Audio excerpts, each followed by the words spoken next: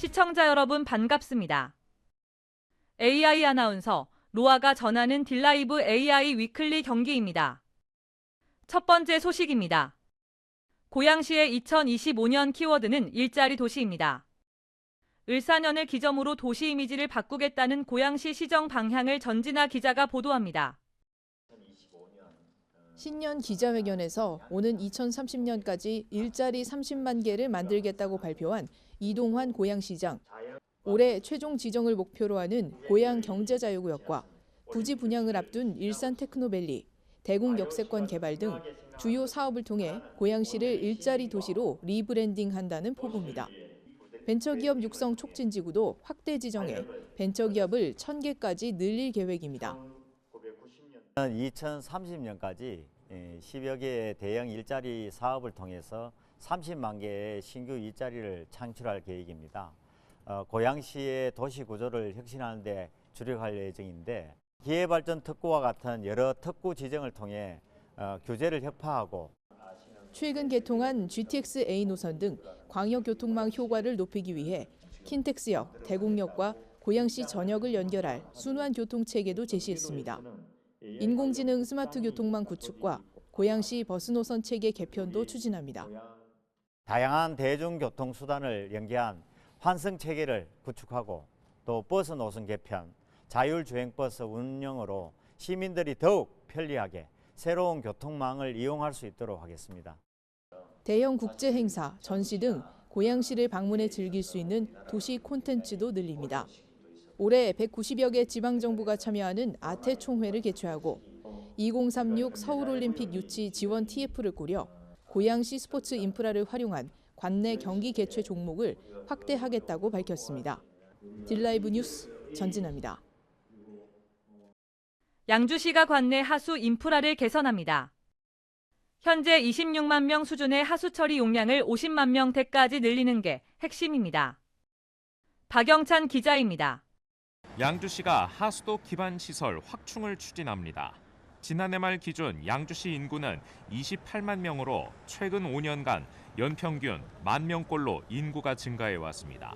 현재 양주시에 소재한 하수 처리장은 11곳, 처리 용량은 1일 11만 5천여 톤으로 인구수로 따지면 26만 명 분량에 해당합니다. 급증하는 인구에 맞춘 하수 처리 인프라가 시급한 상황인 겁니다.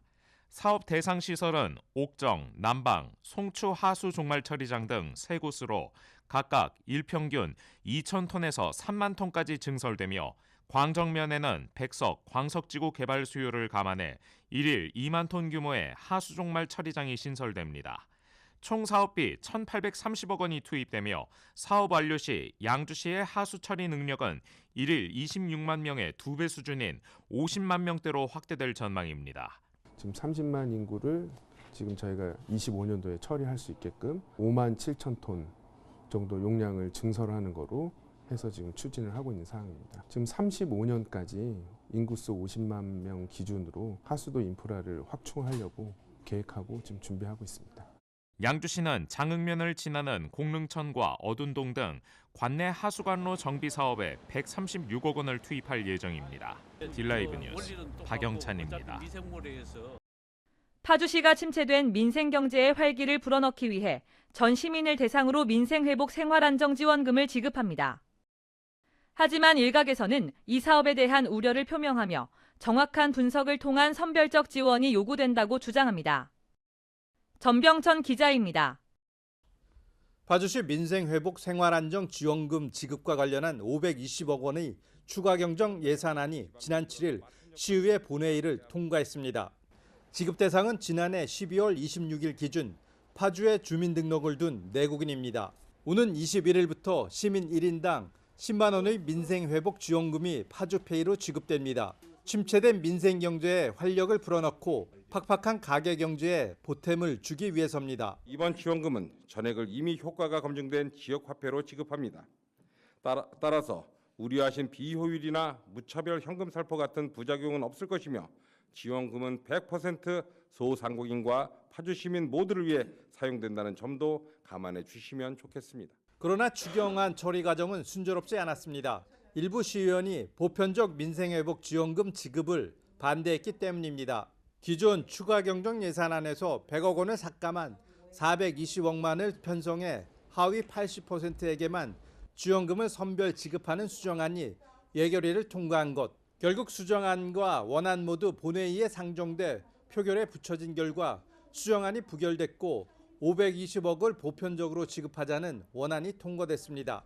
이런 가운데 최창호 의원은 임시회 5분 발언을 통해 지원금 사업에 대한 우려를 표명했습니다. 2023년 파주 시민을 대상으로 에너지 지원금이 지급됐지만 2년이 지난 지금 경제적 효과에 대한 분석이 전혀 없었다는 문제를 제기했습니다. 그러면서 보편적 지급보다는 타겟팅을 통해 선별적으로 두텁게 지원하는 게 효과적이라고 주장합니다. 520억 원의 막대한 예산을 선심성으로 일시적 반짝 효과를 위해 쓰기보다는 예산이 부족해 추진하지 못한 사업과 취약계층, 소상공인을 위한 집중 지원에 쓰거나 파주시는 신속한 지급을 위해 TF 추진단을 구성하고 시 누리집과 읍면동 행정복지센터에 접수처를 마련해 민생회복 지원금을 지급할 계획입니다. 딜라이브 뉴스 전병천입니다. 경기 북부 상공회의소가 지난 14일 신년인사회를 열었습니다. 신년인사회에는 박종서 경기 북부 상공회의소 회장과 오호석 경기도 행정이부지사, 김동근 의정부 시장과 강수현 양주시장을 비롯해 의정부와 양주, 동두천시, 연천군의 상공인 200여 명이 참석했습니다. 참석자들은 시루떡 절단식과 건배제의로 을사년 새해를 기념했습니다. 박종서 회장은 경기 침체와 대외적 어려움 속에 경영을 이끌어온 상공인들의 노고에 감사함을 표했습니다. 이 시간 준비한 소식은 여기까지입니다. 딜라이브 AI 위클리 경기를 마칩니다. 시청해주신 여러분 고맙습니다.